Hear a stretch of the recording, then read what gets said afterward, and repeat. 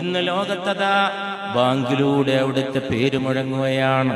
അഷ്ഹദു അല്ലാ ഇലാഹ ഇല്ലല്ലാഹ്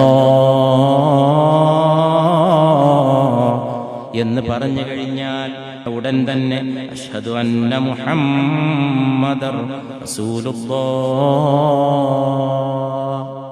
ആലോചിച്ച് നോക്കിയിട്ടുണ്ടോ? ഇത്രയേറെ ലോകത്തൊരു പേരും മുഴക്കപ്പെടുന്നില്ല എന്ന് ആലോചിച്ച് നോക്കിയിട്ടുണ്ടോ? ലോകത്തൊരു നേതാവിനെ ലോകത്ര അനുസ്മരിക്കുന്നില്ല എന്ന് ഈ ഉമ്മത്തി എന്ന് പറയുന്നു എന്ന് എപ്പോഴെങ്കിലും ചിന്തിച്ചു നോക്കിയിട്ടുണ്ടോ? ഒരു നേതാവിനെ ലോകത്ത് ഇത്രയേറെ ഡെയിലി പേരിങ്ങനെ പറഞ്ഞ് മുഹമ്മദ് മുഹമ്മദ് മുഹമ്മദ് മുഹമ്മദ്. ഒരാള് ശൂന്യാകാശത്തിൽ സഞ്ചരിക്കട്ടെ, എന്നിട്ട് ഭൂമിയെ നിരീക്ഷിക്കട്ടെ, ഞാൻ പറയാം ഒരു സെക്കൻഡ് ഒഴിവുണ്ടാവില്ല നബിയുടെ പേര് പറയപ്പെടാത്ത സല്ലല്ലാഹു അലൈഹി വസല്ലം. ഇവിടെ എന്നാ അറിയില്ല, ശൂന്യാകാശത്ത് പോയിട്ട് ഭൂമിയെ നിരീക്ഷിക്കുക. ഞാൻ അതിന്റെ ചെറിയൊരു ഉദാഹരണം പറയാം. ഇന്തോനേഷ്യയിൽ സുബഹിയുടെ ബാങ്ക് മുഴങ്ങിയിട്ട് അരമണിക്കൂർ കഴിഞ്ഞിട്ടാണ് ജക്കാർത്തയിൽ, പിന്നെ സുമാത്രയിൽ സുബഹി, പിന്നെ മലേഷ്യയിൽ സുബഹി. ജക്കാർത്തയിൽ സുബഹി കഴിഞ്ഞ് 1 മണിക്കൂർ കഴിഞ്ഞിട്ട് ബംഗ്ലാദേശിലെ ഡാക്കയിൽ സുബഹി, ഡാക്കയിൽ കഴിഞ്ഞിട്ട് കൽക്കട്ടയിൽ സുബഹി, മുംബൈയിൽ സുബഹി.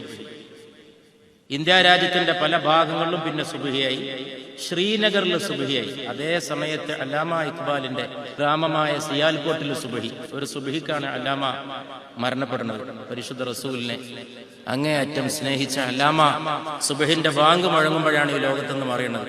അവിടെ ബാങ്കായി.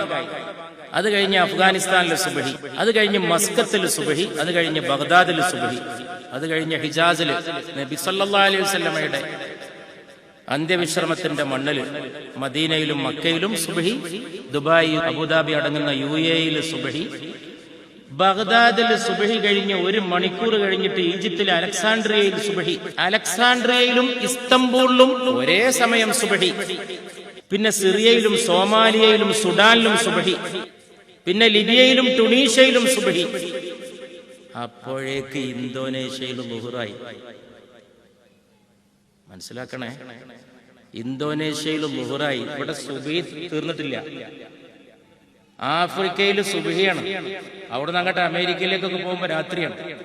അവിടെ സുബഹിയാണതിന് മുമ്പ് ജക്കാർത്തയിലെ മുഅദ്ദിൻ വീണ്ടും മുഹമ്മദ് റസൂലുള്ളാഹ് എന്ന് പറയാൻ ളുഹറായി.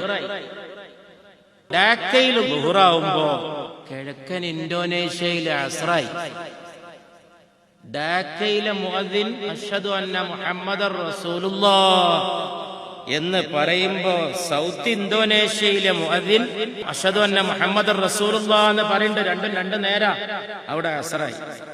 ഇന്തോനേഷ്യയിലെ ഇശ ആവുമ്പോ ആഫ്രിക്കയിൽ സുബഹി ബാങ്ക് കൊടുക്കണേ ഉള്ളൂ. സെക്കൻഡ് മുഹമ്മദ് മുഹമ്മദ് മുഹമ്മദ്. ഇത് ആലോചിച്ച് നോക്കിയിട്ടുണ്ടോ?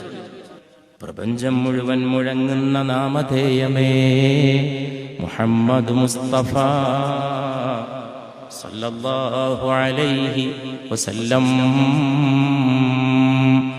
ഒരാള് ശൂന്യാകാശത്തേക്ക് ഇതിനു വേണ്ടി മാത്രം ഒരു പേടകമുണ്ടാക്കിയിട്ട് പോയി എന്ന് വെക്കട്ടെ. ഇത് ഞാൻ എവിടെയും വായിച്ചിട്ട് പറയല്ല, ഞാൻ എന്റെ മനസ്സെന്ന് അള്ളാന്റെ തൗഫീഖ് കൊണ്ട് പറയാണ്. ഞാൻ റസൂലുള്ളാഹിനെ മദ്ഹ് ചെയ്യാൻ വേണ്ടി പറയണം സല്ലല്ലാഹു അലൈഹി വസല്ലം.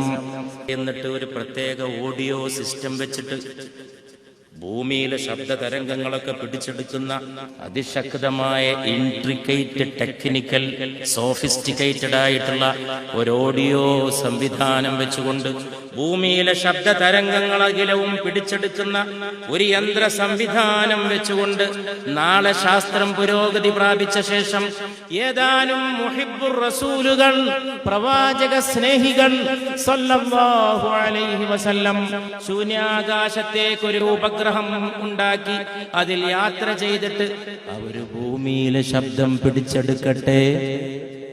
ഓരോ സെക്കൻഡിലും അവർക്ക് ഭൂമിയിൽ നിന്നൊരു പേര് മാത്രം മുഴങ്ങുന്നത് കേൾക്കാം. അഷ്ഹദു അന്ന മുഹമ്മദർ റസൂലുള്ളാഹ്, അഷ്ഹദു അന്ന മുഹമ്മദർ റസൂലുള്ളാഹ്, അഷ്ഹദു അന്ന മുഹമ്മദർ റസൂലുള്ളാഹ്. ചൈനയിലെ മൂക്ക് പതിഞ്ഞ മുഅദ്ദിനും ആഫ്രിക്കയിലെ ആജാന ബാഹുവായ നീഗ്രോ മുഅദ്ദിനും അമേരിക്കയിൽ ഇംഗ്ലീഷ് സംസാരിക്കുന്ന മുഅദ്ദിനും ലണ്ടനിലെ മുഅദ്ദിനും ഇന്ത്യക്കാരനായിട്ടുള്ള മുഅദ്ദിനും മലേഷ്യക്കാരനായ മുഅദ്ദിനും ലോകം മുഴുവനും അശ്ഹദു അന്ന മുഹമ്മദർ റസൂലുള്ളാഹ് സല്ലല്ലാഹു അലാ മുഹമ്മദ്